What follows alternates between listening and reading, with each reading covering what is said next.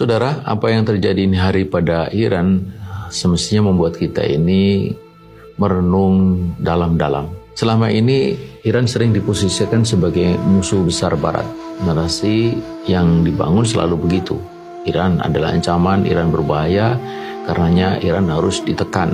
Namun jika kita menengok sejarah kawasan, kenyataannya jauh lebih kompleks. Dalam berbagai momentum geopolitik yang berjalan demikian panjang, Iran sesungguhnya pernah berada pada jalur yang secara tidak langsung menguntungkan agenda Amerika di kawasan itu.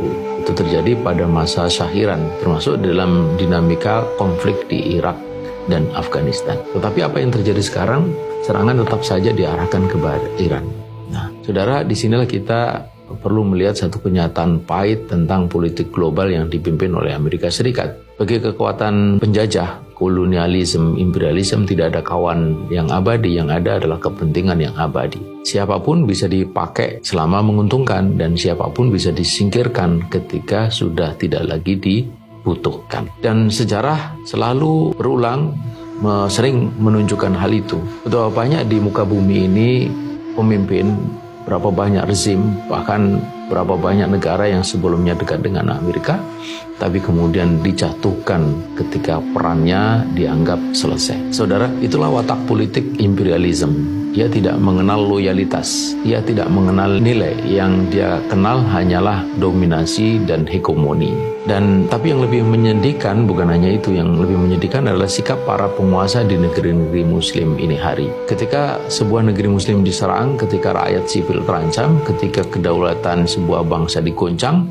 yang kita lihat justru mereka diam 1000 bahasa, para pemimpin dunia Islam itu. Tidak ada keberanian politik, tidak ada apalagi solidaritas militer. Yang ada hanyalah pernyataan-pernyataan dingin, dan pernyataan-pernyataan itu pun juga kadang-kadang kontradiktif. Laporan-laporan statistik, konferensi pers, pertemuan tingkat tinggi dan sebagainya. Dan di situ mereka hanya menghitung korban, menghitung berapa yang tewas, menghitung berapa kerugian yang dialami, berapa yang luka, seolah-olah tragedi kemanusiaan itu hanya angka. Padahal Allah telah mengingatkan dengan sangat jelas dalam Al-Quran, khususnya di dalam surah An-Nisa ayat 139, agar kita umat Islam itu tidak menjadikan orang-orang kafir itu sebagai pelindung dan tempat bergantung dengan meninggalkan orang-orang yang beriman, karena kemuliaan itu tidak ada pada mereka. Ayab taguna indahumul izzah fa innal izzata lillahi jami'a.